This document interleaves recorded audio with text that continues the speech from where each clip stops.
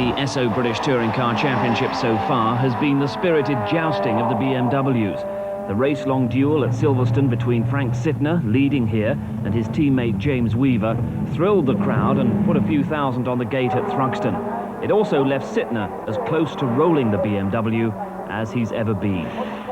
In practice for round 3 at Thruxton, he completed the job.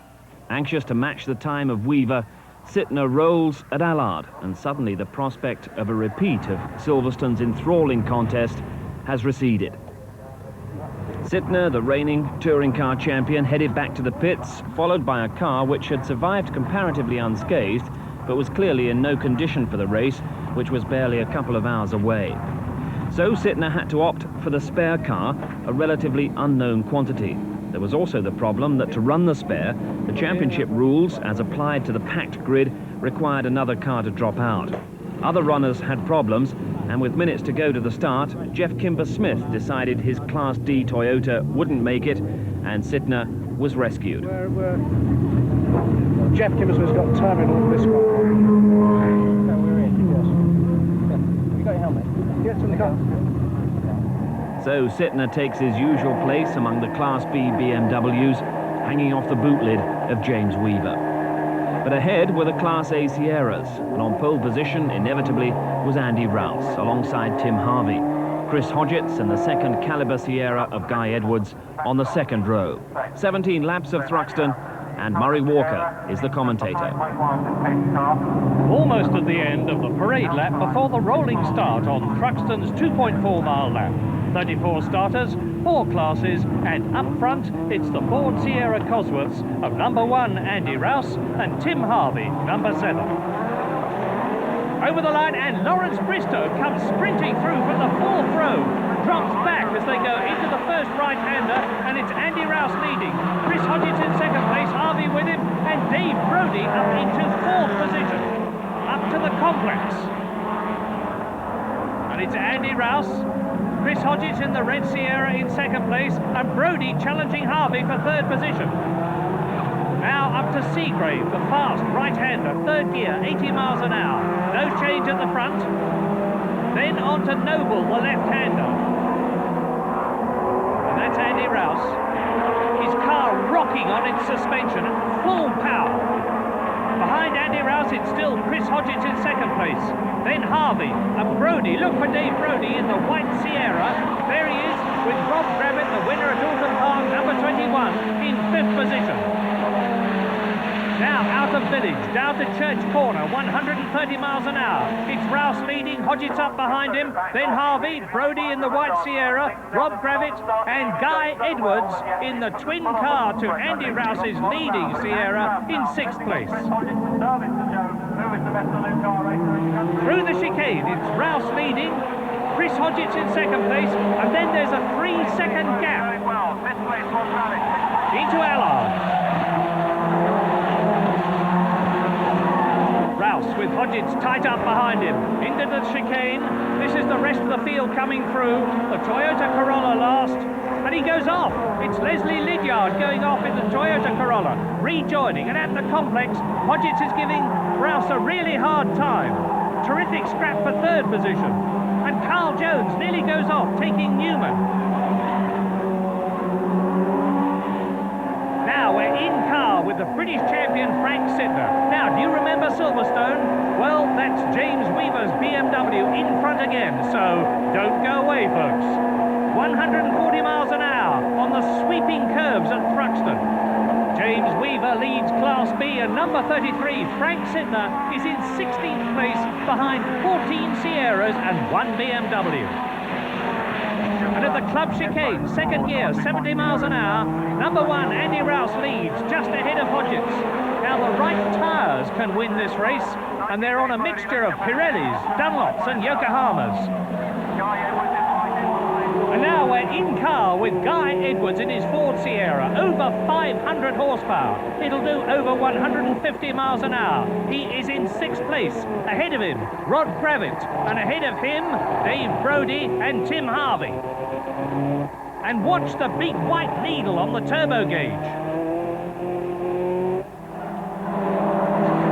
Andy Rouse leads, edging away from Chris Hodgetts.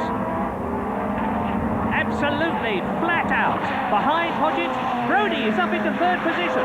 Brodie in the white Sierra is up into third, ahead of Harvey fourth, Gravett fifth, and a terrific scrap between Edwards and Bristow. There they are for sixth position.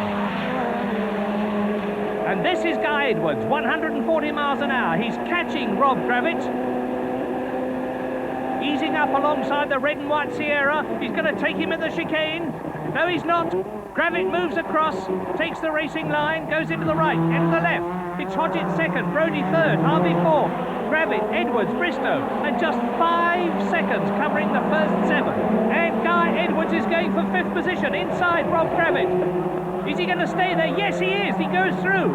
Guy Edwards moves up into fifth position. And Bristow is catching Rob Gravett. Look for Bristow in the blue Sierra.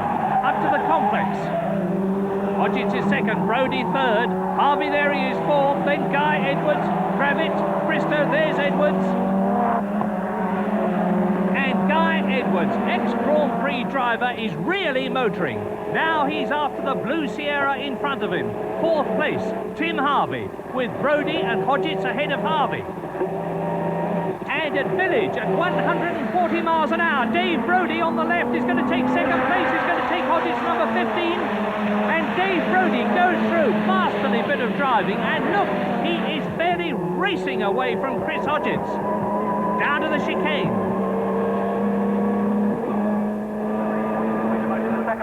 And at the chicane, Tim Harvey is going past Chris Hodgetts. Now, no disrespect to Brodie and Harvey, but something must be wrong with Hodgetts Sierra. And yes, it is. Edwards, Gravett and Bristow are closing right up on Hodgetts. So, on now, up to Allard. Guy Edwards pulls out. He's passing Hodgetts. Great drive by Guy Edwards, number 10. And at the complex, the order is Andy Rouse, absolutely out on his own. Dave Brodie is in second position, and there is Brodie. Harvey is up into third place. Edwards is fourth. Hodgetts is down to fifth position in the red Sierra. Then it's Bristow in sixth position, and Rob Gravett in seventh place. In car now with Chris Hodgetts, fifth position. Edwards ahead. And that's Bristow, Lawrence Bristow on the right, passing Hodgetts to take fifth position, and Andy Rouse is slowing up. That is the race leader. He's been passed by Brodie. Harvey and Edwards pass him. Oh my goodness. Now there's Bristow going up to fourth. And in a moment, yes, Hodgetts and Gravett go past fifth and sixth, and Andy Rouse is out of the race. So now, 44-year-old Dave Brodie from Hurley, there he is, leads. He's won over 200 races in 26 years. And Harvey and Edwards, second and third, and Guy, we're with him now, is really on his way. Allard Corner, 100 miles an hour. He's catching the British sports car champion, Tim Harvey. Look at that turbo gauge. Into the complex, right up with Harvey. And Harvey's teammate, Lawrence Bristow, in the second blue Sierra, is catching Guy. He's made a fine recovery after a jump start.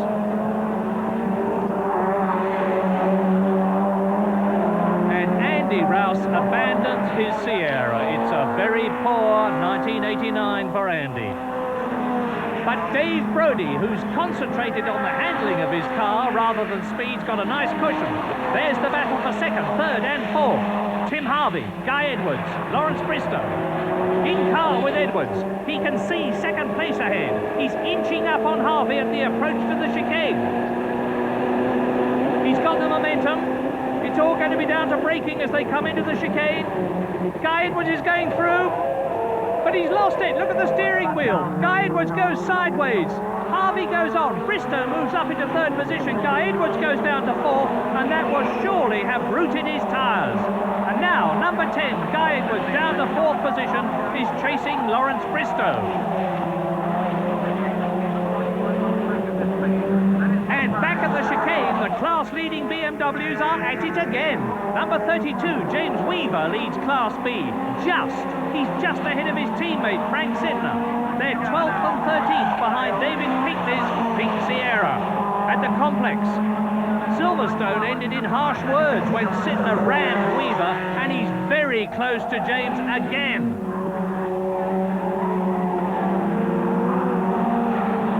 This is going to be really something.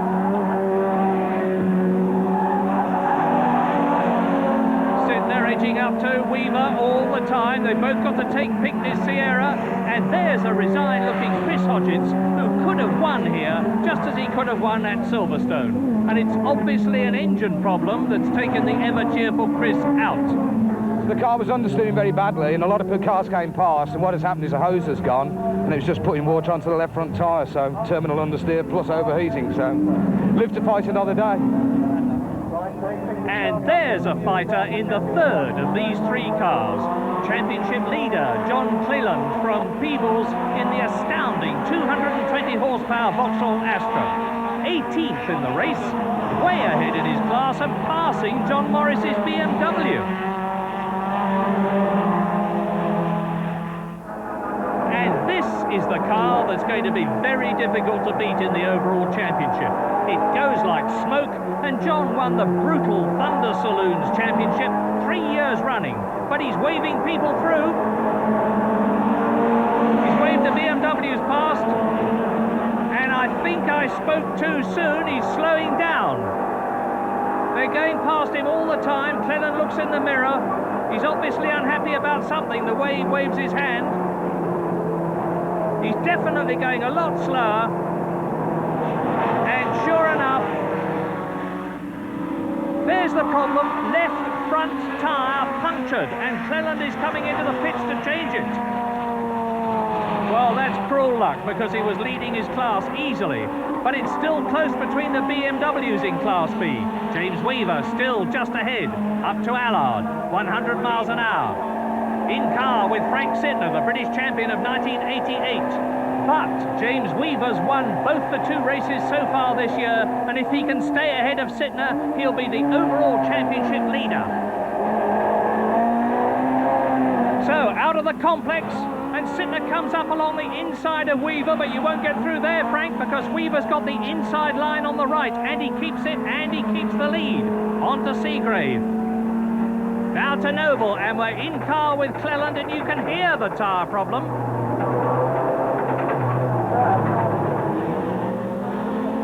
Coming out of the chicane as Cleland clears it, Tony Crudgeon spins.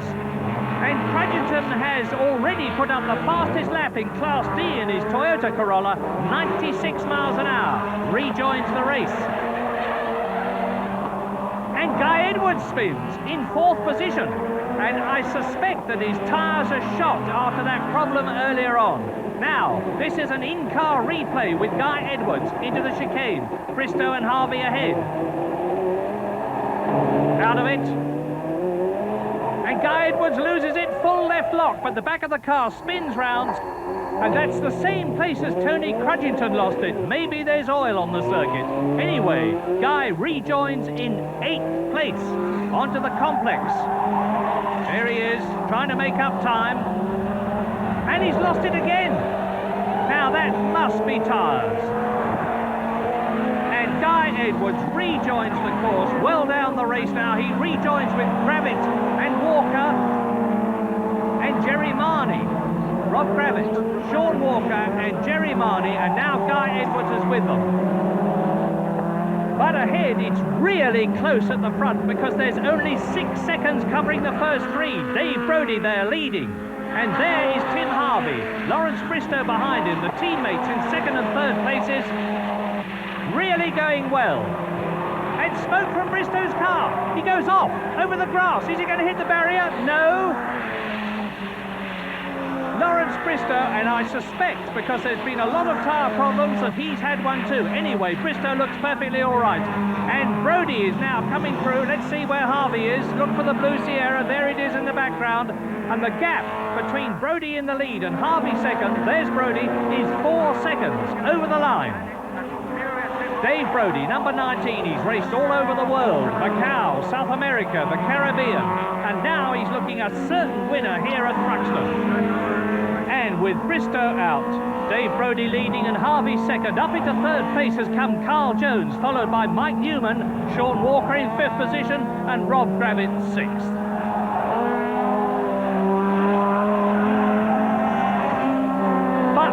the BMW brawl in Class B. Weaver, number 32, still leaving. Sittner right behind him. Out of the chicane, 70 miles an hour, up towards Allard. Now, can Frank Sittner do anything about catching and passing James Weaver? Let's look back from Weaver's BMW at Frank Sittner. Fearless Frank is charging. New class lap record, 101.1 miles an hour, and it's brought him right up to the boot lid of Weaver's BMW. And Frank's in the spare car. He rolled his race car at over 100 miles an hour in practice. So this is a really terrific drive. Frank drops back a bit there, but no doubt he'll be right up with us soon. He's closing on the right-hander. Now they're going to the fastest part of the course, nearly 140 miles an hour in these 2.3-litre, 320 horsepower, four-cylinder BMWs. Coming down to the chicane. They've got to go right down through the box into second gear. Brake very hard indeed. Is Sittner going to try for it at the chicane? He'll have a job because Weaver's got the inside line, and that's the one that matters. Right, left, Sittner can't get through there. Now out to complete another lap. Up to Allard. On come Weaver's brake lights, just a little dab. Up to the complex again. Campbell is the right-hander. Into the right-hander now. And there's a gap. And there's contact. Take that, James. And he almost spins. But Weaver still leads Class B. He's had a tremendous clout on the left-hand side of his car, and that's where he's sitting, and again Sittner is trying. And this time he goes ahead, but not for long, because Weaver is back again. It's an oval at over 100 miles an hour, and here is a replay. Let's see what happened. Sittner tries to take Weaver on the inside, hits the BMW hard. Weaver recovers magnificently, gets back onto the racing line and holds the lead. And up ahead, Gravett and Marnie are battling for sixth position, and we are with Jerry Marnie. He's going for the place as they come up to the complex. He's through on the inside, Gravett on the left. Gravett retakes the lead because he's got the inside line at the left-hander, and he'll keep it at the right-hander, or will he? Yes, just chops across the front of Marnie's car. And there's the BMWs again. Still Weaver ahead, and a fine 8th position overall out of the complex. Continuing round the right-hander, which leads up to Noble at over 100 miles an hour, and you can see how close they are. They're accelerating hard, speeding up 125 miles an hour into the right-hander at Goodwood. That leads on to Church, where they're going even quicker, 135 miles an hour. And Frank Sittner is not giving up, and nor is James Weaver. Two very hard men, and they are both determined to win their class. Now, this is the really quick bit, and if Frank Sittner's got the momentum, he just might get through. And it looks as though he has. He's coming out of the slipstream of Weaver's car, but Weaver again has got the inside. You won't get through there, Frank. Will he? No, he won't. Weaver holds the line. Sittner has to go wide, tuck in behind the white boot lid of Weaver's BMW, and once again, James is leading as he crosses the line. Brodie ahead overall. Harvey, Jones, Newman, Walker and Gravett is the order. Now, James Weaver has 19 points overall in the championship. Sittner, that we're riding with, has 7, and it's 9 points for a class win. Up to the complex again. And Sittner's done it again. He pushes Weaver off and takes the lead.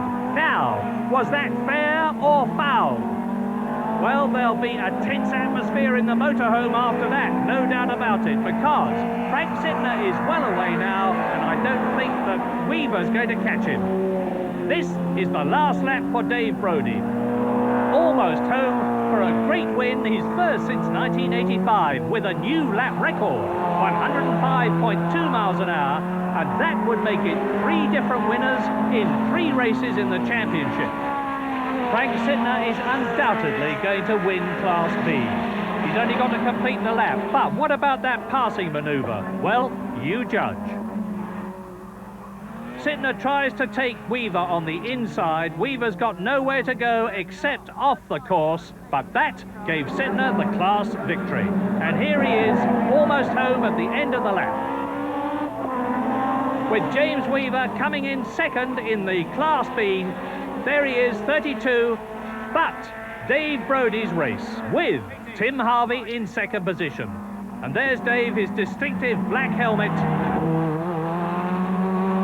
Great victory for him. Tim Harvey in second place and Carl Jones an excellent third in the Asquith Motorsport Sierra.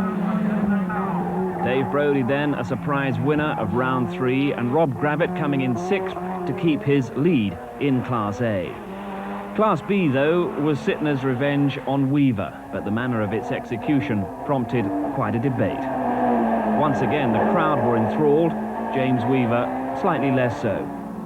But compared to what had happened at Silverstone the round before, Sittner was a lot more confident of his case. I've already heard the suggestion from someone that it was not a legitimate move.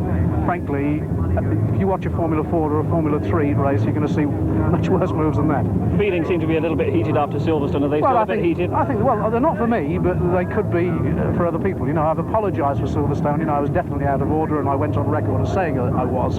As far as this race was concerned, I was actually lapping usefully quicker than James. He was in a car that was difficult to handle. Mine was nice and easy, and somehow or other, I deserved to get through. Frank and I can sort it out man to man. I don't need to sort of complain publicly about him, and I hope he wouldn't do the same about me, but I certainly think we'll have to go and have a chat together. Louise Aitken-Walker wins Class C. John Cleland is probably having a quiet chat with his pit crew. The time lost by the championship leader when he punctured couldn't be regained, but it was still another good result for Vauxhall and the 16-valve Astra. Louise Aitken-Walker winning the class and making the transition from rallying to racing. Well, it's a 30-minute sprint, you know, the car's all round you. It's a bit different from the trees. At least the trees don't move. The cars bump into you here. 5 runners also in Class D, led home by Phil Dowsett's Toyota Corolla GT, Tony Dolly in second. More useful points for Dowsett that put him in sight of John Cleland and James Weaver, who are now tied for the championship lead. Rob Gravitt, the leading runner from a Class A that's produced 3 separate winners in 3 races. Nothing processional or predictable about this 1989 championship.